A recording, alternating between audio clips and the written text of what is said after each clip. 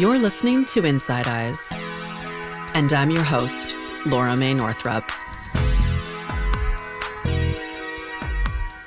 Welcome back, everyone. Thank you for joining me. I am your host, Laura Mae Northrup.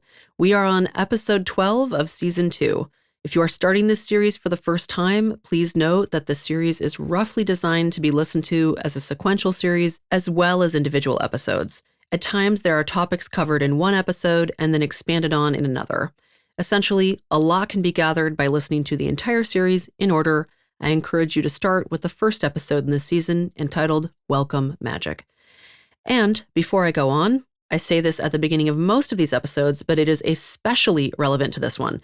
I wrote and published a book, and it is about people becoming healing practitioners. My book is called Radical Healership: How to Build a Values-Driven Healing Practice in a Profit-Driven World. This is a book that tackles what it means to be a healing practitioner, surviving within capitalism, running a thriving practice, and the complexities that come with that. It has a lot of practical information about how to run your practice, but what sets it apart from similarly oriented books is the politicized frame and the encouragement to think very deeply about what it is that you are actually doing with your life in the context of our times. You can find it anywhere books are sold, including ordering through an independent bookseller. It is part memoir and part politicized self-help, and if you get the audiobook, it's read by yours truly. Seriously, y'all, if you are thinking about becoming a guide, facilitator, or a psychedelic therapist, I highly recommend you check this book out. It has already sold out of its first printing, and people seem to find it super helpful. If you like what you hear on my show, the same level of heart and intention is waiting for you in that book. Again, it is called Radical Healership: How to Build a Values-Driven Healing Practice in a Profit-Driven World. And please note, although at the time of this recording, I am a licensed psychotherapist in the state of California, in the United States, this podcast is not therapy, it is not a substitute for therapy, and it is not advice attuned to your specific needs. So please seek out advice from a trained, competent practitioner about your specific situation to keep you as safe as possible before embarking on any healing with psychedelics or entheogens. I offer these insights in the spirit of harm reduction and education. And remember that there is sensitive content in these episodes that is not suitable for children. All right, on to today's topic. In this episode, I'm going to share my thoughts on the process of becoming or being a guide with psychedelics and entheogens. If you have not yet listened to the previous episode in this season entitled Guides and Facilitators, consider that a part 1 to this episode and please listen to them both. I'm also going to recommend that you read my book, Radical Healership, and specifically Chapter 3 entitled The Shadow Why. In that writing, I go into great detail about the underlying reasons we enter into the field of healing work and how some of those reasons can potentially cause us and others harm. So I want to start by saying, supporting people healing within expanded states of consciousness is highly skilled work. Even if it seems simple, it truly is not. Even if you have watched a guide and it seems that all they do is sit there quietly or sing songs, it is important to understand that much of this work is not flashy, and it might look simple to the untrained eye. Bearing witness to suffering is extremely taxing on one's psyche, soul, and well-being. You are your own instrument in this work, and so you will need to hone and sharpen your skills. However, simply living life dulls the blade. So what this ultimately means is that if you choose this path, you will be doing far more personal work than someone who is not a healing practitioner, even when you do not want to. Part of the path of being a medicine guide is that you will not have the luxury of being unconscious at work. Many people come into this work excited to do something that aligns with their beliefs and feels meaningful, and that is a huge privilege. But the trade-off is that your work carries immense meaning and asks a lot of you. Being a healing practitioner will change how you relate to other people in your life, what kinds of things nourish you, and what kinds of things drain you. It may mean that certain types of relationships will need to change. For example, many healing practitioners give a lot in their relationships before they enter this work. And after they professionalize care, they end up needing a lot more from the people in their life and become more boundaried around what they offer socially. That can be a hard transition for you and the people you love. Perhaps you have a job right now that is not fulfilling and you long to do something super meaningful. I want to invite you to consider that on this path, you cannot come to work hungover. You cannot phone it in because you are tired. You will not be spending computer time appearing like you are getting something done while you secretly watch funny cat videos. You will not say you are clocked in at 9 a.m., but you are still making your breakfast because no one can actually see what you are up to on your work from home days. And you cannot cancel day of because the weather is great and you have a lot of sick days accrued and your friends want to head to the beach. People are spending weeks preparing for their journeys. They are often spending a lot of money on them. They may have taken time off work and organized a care team or traveled to see you, and it is a huge emotional investment for them. Is everything I am saying an annoying trade-off to do deeply meaningful work? Yes, of course it is. So really think about that. If your current job is not very fulfilling, but you enjoy some of the more easeful parts of that, you may want to consider how dramatically your life will change due to what this path demands of you. And if you still decide to do it, great. I can say from my personal experience that while doing meaningful work requires a lot of sacrifice, it is a blessing too. The next thing I want to talk about is an invitation to understand this work as extending from several lineages and encourage you to be engaged with that knowledge. To serve ayahuasca, mushrooms, or iboga is to offer healing in which the technology to serve them is only surviving through the stewardship of indigenous peoples in resistance of colonization. And I specifically leave peyote off that list because it is at risk of endangerment, and if you are not a part of the lineage of that sacrament, I encourage you to support the restoration of its habitat and existing populations rather than serve it or consume it at this time. Even if you are learning about one of these medicines from people who appear to have no relationship to traditional stewards, please understand that the relationship exists. You just are not being shown it, and whether or not it is extractive or out of integrity may be unknown to you. Most people in the psychedelic field have worked with an indigenous provider or worked with someone who was trained by an indigenous provider. This is generally the case for anyone who has consumed ayahuasca or iboga. And with regard to mushrooms, the way they have made their reappearance into the minds of people who have lost touch with their ancestors' use of them or people who have no ancestral relationship to them is via the Mazatec people. To serve any of these medicines requires actionable solidarity with the traditional stewards of them. And this is not to say that people who are not indigenous medicine stewards do not have valuable contributions to make to this field. It simply means that non-indigenous facilitators must support the power, sovereignty, and lives of indigenous people. To do anything other than that is spiritual extractivism, capitalism, and colonization. And if you are working with MDMA, ketamine, or another synthetic substance, you still need to be in solidarity with indigenous people's struggles because if you are out here trying to heal trauma, at some point you need to acknowledge the abuser, the harm, and the conditions that allow for that harm to happen. And in the current global landscape we live in, that means getting very real and honest with yourself about settler colonial thinking and action as well as racial capitalism. So it doesn't really matter what medicine you serve. To be on this path and not be in solidarity with the sovereignty of indigenous people and the liberation of all people is to miss the larger point of healing. It is to further support the conditions that produced the traumatized people seeking you out in the first place. I take this path very seriously, and if you want to get on it, it is a commitment to embracing the truth above everything else, including your own comfort and ego. To understand how healing works, we need to understand the wound. It is uncomfortable, unsettling, and the only path forward. Similarly, part of reducing harm and contributing to the sustainability of this path involves engaging deeply with where your medicine comes from. What are the conditions of the people and plants surrounding its creation? How is it harvested? How is it produced? It is of critical importance that you learn about the sustainability of whatever medicine you serve and find the path with the most integrity. And on a related note, I touched on this last episode, but it is so critically important that I will reiterate it here. If you are using a synthetic medicine, you also need to be responsible for ensuring that the product you purchase is in fact what it was sold as, so that you are not serving a psychedelic with harmful adulterants. Research, finding a trustworthy provider, and asking them about the product as well as drug testing are essential. You can do a quick online search and round up dozens of resources on becoming a psychedelic guide. So the next thing I want to talk about is a bit of a heavy turn, but it is something that you will likely receive less information on, and it pertains to this entire series.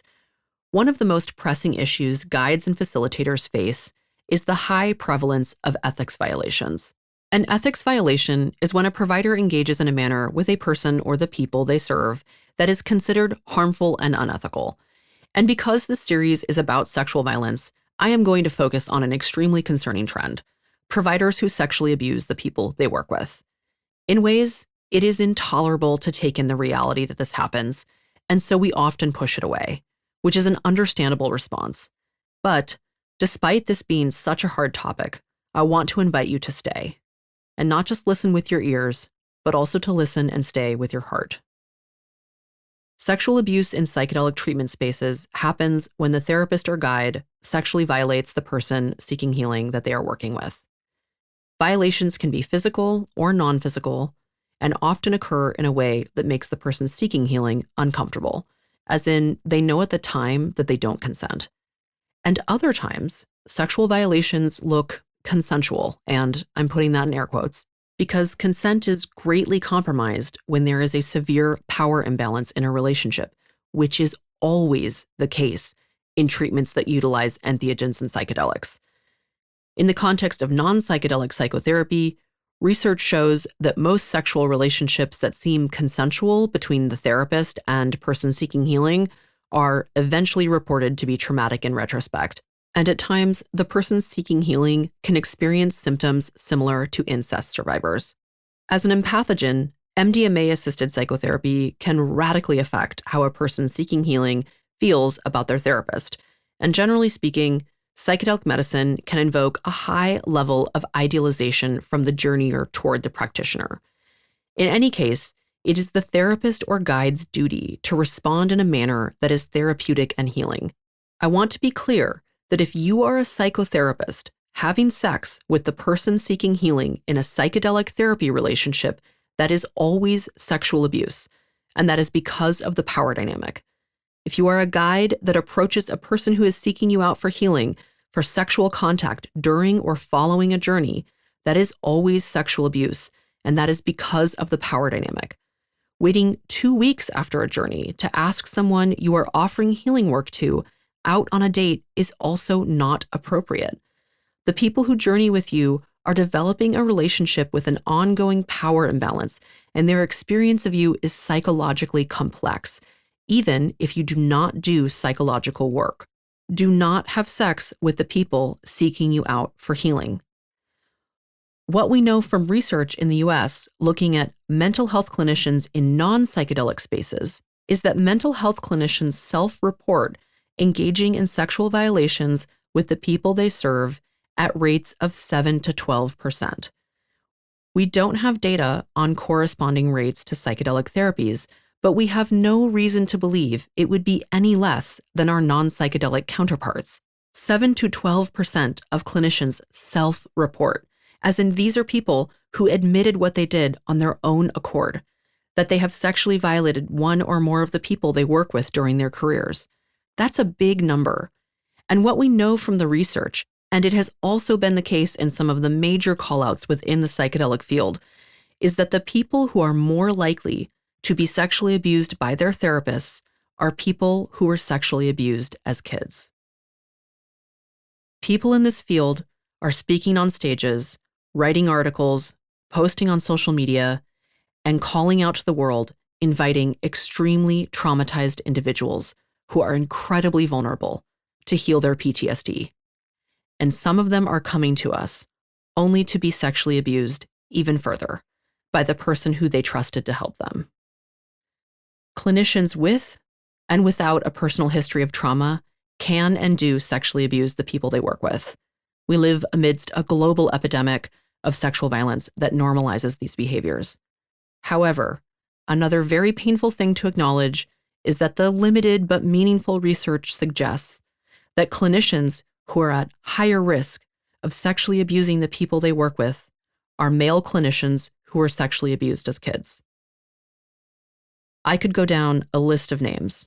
Some are practitioners who were highly regarded and held immense power in this field, and get deep into analyzing each case we have information on, or become self-righteous, or make a grandstand, or do a myriad of things that might make myself and you as the listener feel momentarily validated, and less sick inside. But none of that is going to stop the abuse. I have one simple message for us, and I offer it to you humbly, as your peer, as your colleague, as a trauma survivor, and as a person who has healed my own PTSD with psychedelic medicine. We need to heal ourselves. If you want to be on this path, you need to commit to your personal healing for the rest of your life. The reason we, as practitioners, cause harm is a combination of being wounded and having the power to do it. The reason we don't speak up to stop it. The reason we struggle to believe it. The reason we don't prioritize talking about it in every psychedelic therapist or guide training is because we are wounded. There will always be people who are so far gone in their trauma that they will not elect to heal or see the harm they are causing. But those people are allowed to cause harm in part because the community surrounding them is too traumatized to react. If you want to support psychedelic medicine in some way, as a guide or otherwise, you are a part of a community that needs to protect the people we ultimately serve. Each of us has a story, and we have real and honorable reasons for feeling afraid to say something, being too triggered to engage with this, or too disempowered to take action. And so many of us walk that line between being in the role of our adult professional selves that are ethically called to take action and those very wounded parts of us that also needed protection and help and didn't get it. Each and every one of us, regardless of what type of traumas we've experienced, needs to be doing the deep healing work that it takes to overcome the violence we have been subjected to or witnessed in our own lives. I don't care how famous you are, how rich you are, how many psychedelics you have used, or how many years you've been in the game. No one is above their own healing. And if you are a survivor of sexual violence and you want to do this work, I support you. Healing from sexual trauma is excruciating. It truly is. It's one of the hardest things I've ever done in my life. I have sat through journeys where I was in so much pain, I thought I was going to die. And I really understand not wanting to do the work or putting it off until some unknown time in the future that never comes. Experiencing sexual violence is no one's fault, but it is your responsibility to heal, to not put it on someone else, and to end the cycle of abuse. If there is anything I can offer you in what I am saying, let it be the hope and courage to heal. Being a healing practitioner is a sacred role, and it comes with incredible sacrifice. As I have said, you are your own instrument, and you are required to heal beyond what you might choose to do if you are not on this path. The power inherent in our work, being with someone who is inebriated and emotionally, psychologically, spiritually, and physically dependent on you is immense. And when you enter the room, you bring all parts of yourself, including the wounded parts. And you have to know that the parts of you that are lonely, that are ashamed, that have never felt good enough, or that want to revel in being idealized will have to get their needs met some other way. Additionally, it is critical to understand how trauma manifests in the human psyche and in therapeutic relationships. Many guides work out of their scope of competence and need more trauma training. Psychedelic medicine is somatic work, psychological work, and spiritual work, and most people practice in all three of these realms while only being trained in one. In fact, it takes great skill to contain oneself to only practicing in one of those realms, and requires having enough training that you understand the line between each of them.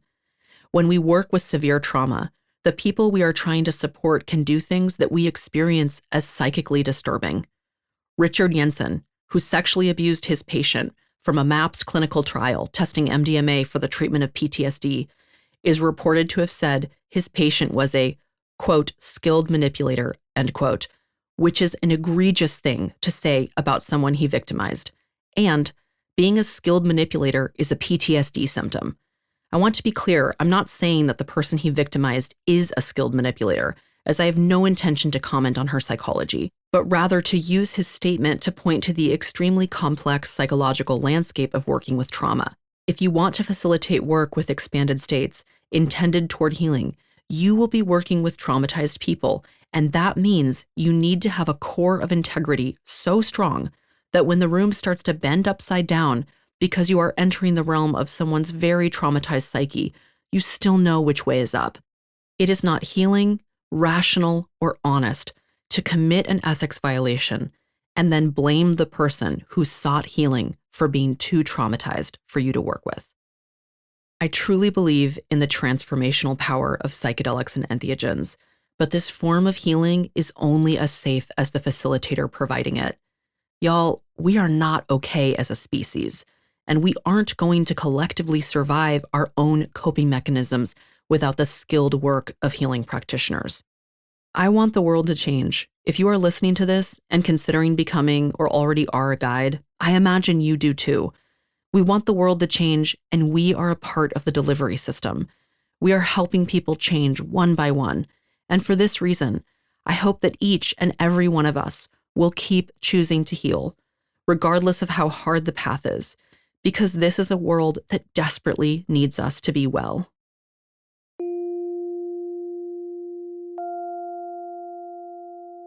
All right, I want to turn toward talking about training. As I mentioned, many facilitators work outside of their scope of competence. If you work as a guide at all, you will work with sexual trauma because it is so prevalent. There are 3 major trainings you need in order to do this work. The first one is some type of training around actually offering medicine work. In that training, you will learn theory and technique, how to hold space, and how to assess if someone is a good candidate for this work or who to refer them to for further assessment. For example, a doctor or pharmacist for unclear medical complications.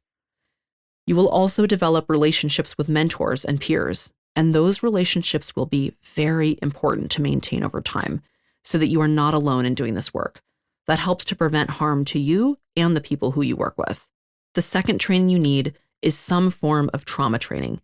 Even if you do not end up doing psychological work with trauma, this training can support you to know what not to do when working with highly traumatized folks. The third training you need is some form of education around consent that includes learning what sexual harm is and how to not inflict it on the people you work with. If you think you are above that, please hear me out, because I hear about people doing all kinds of things they did not realize were inappropriate. A sampling of examples include flirting during sessions and eliciting non-physical, erotically charged interactions, asking journeyers on dates immediately after the treatment ends, having sex with someone and then inviting them into a course of treatment with you, thinking that if the person seeking the healing initiates sexual contact, it is cool to go for it, feeling that you have fallen in love, so this is an exception and fine to act on. And aside from making an ethical violation of a sexual nature, there are many other ways we can overpower the people we work with or generally mistreat them. And the reality of healing work is that we need to obtain consent throughout sessions. When people come to you in a wounded state, they will often do most of what you suggest in an attempt to heal. You will always be navigating a power dynamic wherein there is a consistent impediment to obtaining consent. Therefore, you will need to hone your skills to navigate consent within a power dynamic that you simply cannot rid yourself of. Many have tried to minimize the power dynamic, but I must say, rather than rid yourself of it, which is literally impossible, attempt to approach it with more consciousness by honoring that it exists. In addition to these 3 essential components of training, you will likely need other types of training and mentorship. For most regulated healing professions, we are required to do continued training throughout our careers. This is a normal part of being in a healing role that you will need to embrace even if you are working underground and not in a regulated position. I also highly recommend that you enter a consult group or find an individual consultant or do the equivalent of a consult group in whatever tradition you work within. In the first few years of practicing, this will be a resource you can go to often as you learn to do the work. Later in your career, this will be something you can do more lightly. For context, people becoming psychotherapists in California in a non-psychedelic capacity are required to do weekly meetings until reaching 3,000 hours of experience, which often takes more than 3 years. And after that, it is expected that you will periodically seek out consultation on your cases, especially when they are more difficult or venturing outside of your previous experience. As I said when I started this episode, this is highly skilled work, and becoming good at it is a massive, lifelong undertaking.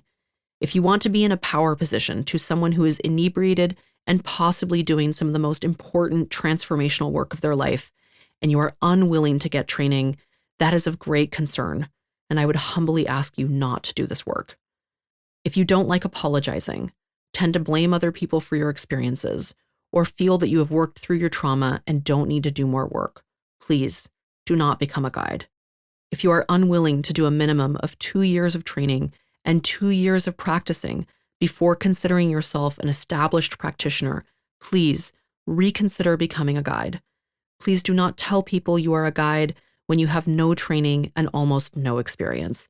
That is misleading and dishonest. And please do not obscure the level of training you have. Stating that you are in your first year of practicing is something all healing practitioners have to do at some point, and it is your ethical duty to disclose information like this when asked. If you are willing to attend graduate school or apprentice for years and do extensive continuing education, you might consider this path. If you are willing to deeply interrogate your relationship to power and your own mental, emotional, and spiritual health, you might consider this path.